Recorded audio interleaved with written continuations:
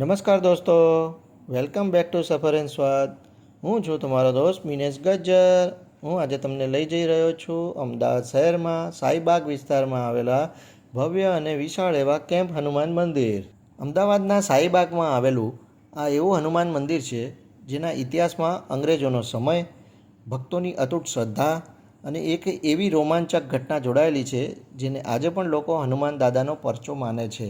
કહેવાય છે કે જ્યારે અંગ્રેજોએ આ મંદિરને હટાવવાનો પ્રયાસ કર્યો ત્યારે હજારો ભ્રમરાઓ જાણે મંદિરની રક્ષા કરવા માટે મોરચો સંભાળી લીધો હતો. તો શું ખરેખર અહીં ચમત્કાર થયો હતો? કેમ કે આ મંદિરનું નામ પડ્યું કેમ્પ હનુમાન. અને શું છે આ મંદિરનો રસપ્રદ ઇતિહાસ? ચાલો આજે સફર એન્ડ સ્વાદમાં જાણીએ અમદાવાદના શાહીબાગના પ્રખ્યાત કેમ્પ હનુમાનજી મંદિરની આસ્થા, ઇતિહાસ અને લોક પ્રચલિત કથાઓની સફર. કેમ્પ હનુમાન નામ કેવી રીતે પડ્યું? અંગ્રેજોના શાસનકાળમાં આ મંદિર જલાલપુરા ગામના હનુમાનજીનું મંદિર તરીકે ઓળખાતું હતું. તે સમયગાળામાં મંદિરની આસપાસનો વિસ્તાર લશ્કરી છાવણી એટલે કે કેન્ટોનમેન્ટ કેમ્પ તરીકે ઉપયોગમાં લેવાતો હતો. તેથી સમય જતાં લોકોમાં આ મંદિર કેમ્પના હનુમાનજી તરીકે પ્રસિદ્ધ થયું. મંદિર કેટલું જૂનું છે? મંદિરની પ્રાચીનતા અને અલગ અલગ દાવાઓ જોવા મળે છે.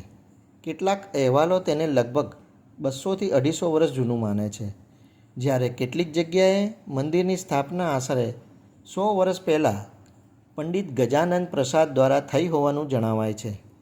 2024ના અહેવાલોમાં મંદિરને ઓછામાં ઓછું 250 વર્ષ જૂનું હોવાનું પણ જણાવાયું છે. અંગ્રેજો અને ભ્રમરાઓની લોક પ્રચલિત કથા. કેમ્પ હનુમાન સાથે જોડાયેલી સૌથી જાણીતી લોકકથાઓમાંની એક અંગ્રેજોના સમયની છે. કહેવાય છે કે અંગ્રેજ અધિકારીઓએ મંદિરને ખસેડવાનો પ્રયાસ કર્યો હતો.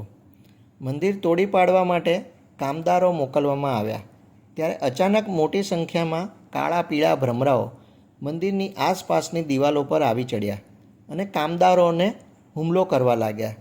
આ ઘટના સતત કેટલાક દિવસો ચાલ્યા બાદ મંદિર તોડી પાડવાનો પ્રયાસ બંધ કરવામાં આવ્યો એવી લોકવાયકા છે.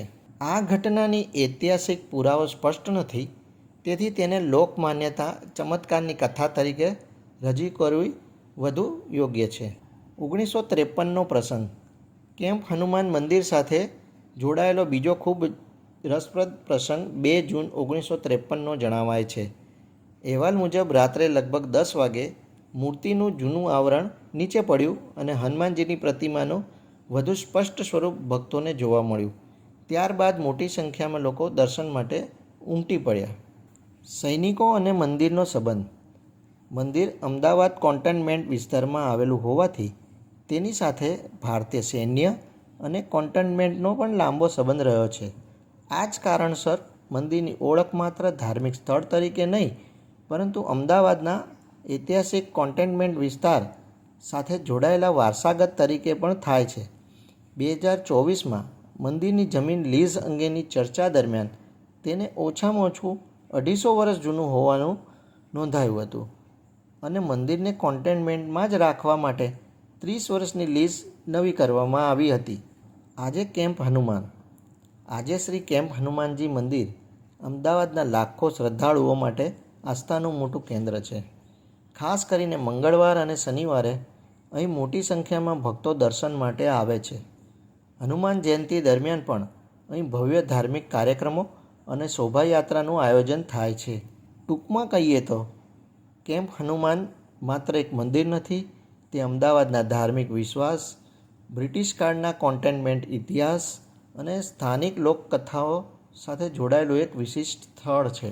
કેમ્પ હનુમાનજીનો ઇતિહાસ આપણને એક સુંદર વાત શીખવે છે.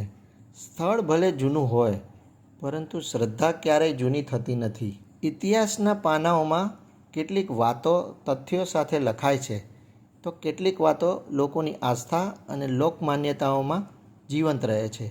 કેમ્પ હનુમાનજી પણ એક એવી જ શ્રદ્ધા અને પરંપરાનું એક પ્રતીક છે. જો તમને પણ હનુમાન દાદામાં શ્રદ્ધા હોય તો કોમેન્ટમાં એકવાર દિલથી લખજો, જય શ્રી રામ. અંતમાં આવી જ ઐતિહાસિક, ધાર્મિક અને રસપ્રદ સફર માટે ચેનલને લાઈક, શેર અને સબસ્ક્રાઈબ કરવાનું ભૂલતા નહીં. બોલો જય શ્રી રામ, જય હનુમાન દાદા.